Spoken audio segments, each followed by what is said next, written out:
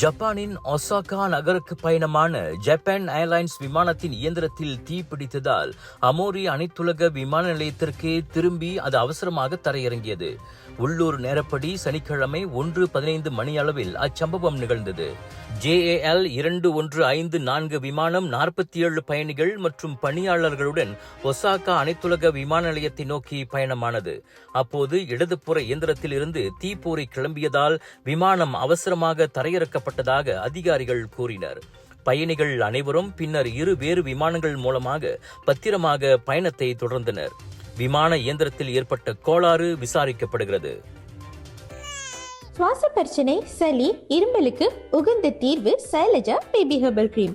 துளசி, கரிஞ்சீரகம், கிராம்பு போன்ற மூலிகைகளால் கொண்டு தயாரிக்கப்பட்டுள்ள சைலஜா பேபி ஹெர்பல் கிரீம் உங்கள் குழந்தைக்கு சிறந்த தேர்வு.